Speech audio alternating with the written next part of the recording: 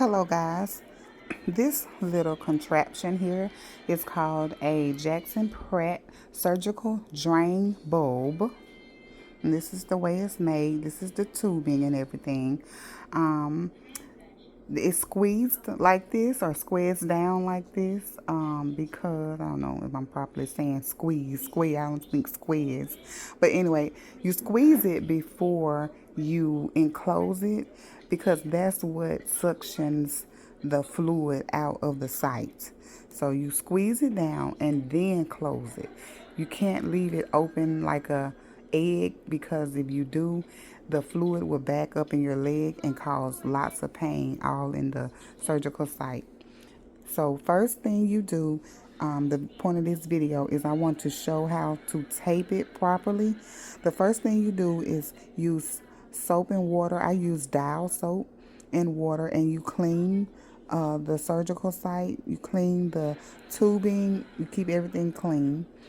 Of course, we know that. And I clean everything, and then after I clean it, I make a loop, as you see here. You make a loop. If I can get a good angle. You make a loop, and then you make sure it. You can see how I can put my whole finger through that.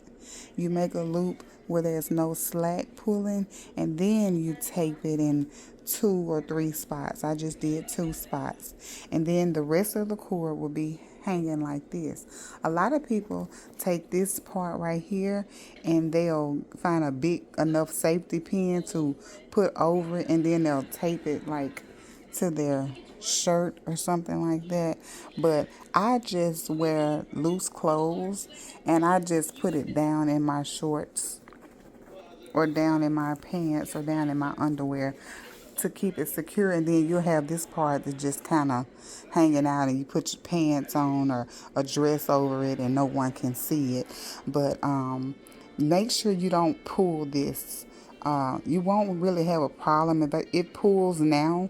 It won't hurt me because of it being taped up. But if you ever have taken this off, because I take it off to take baths, because you can take a bath with this, a shower, not sit in sitting water, but you can take a shower with this. So when you take it off, sometimes your hand get caught down up in up under the tube some type of way, and you can accidentally pull it, and it's in there really good, but you could accidentally pull it out.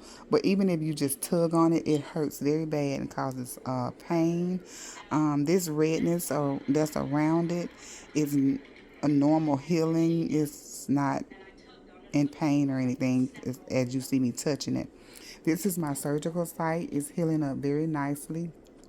The point of me even having this in the first place, you may be curious, is because if you look at both of my knees, I'm a little plump, so both of my knees are big, but this is a normal knee.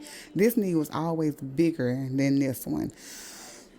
And I never knew why, but it started causing me pain. So when I went to check it out, they found out that it had a tumor in this knee, probably from some type of injury that I had as a child. So it's been like this my whole life.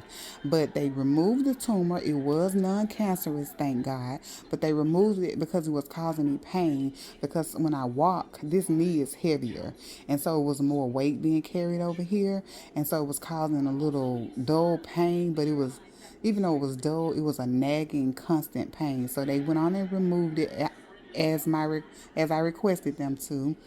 And so this is why I'm left with a drain bulb. It's called a JP or a Jackson Pratt drain bulb, surgical drain bulb. JP or Jackson Pratt surgical drain bulb is what it's called. And again, you saw what it looks like here.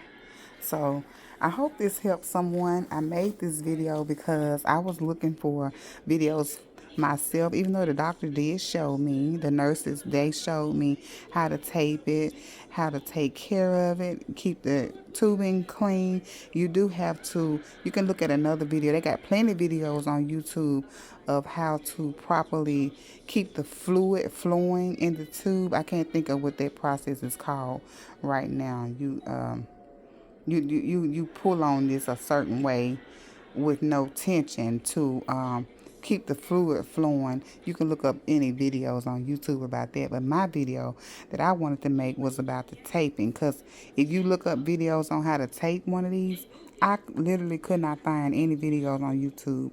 The doctor did show me, so I went by that, and I also looked up some stuff on Google who showed some images. I just wanted to make sure I was doing it right. So since I was doing it right, I decided to make a video of my own. So yes, you make sure, like I said, it's enough slack for you to put your finger through. That way it doesn't pull or snag. Like I said, I hope this helps someone who ever has to have a JP drain bulb, and I hope you have a happy, easy recovery. And thanks for watching.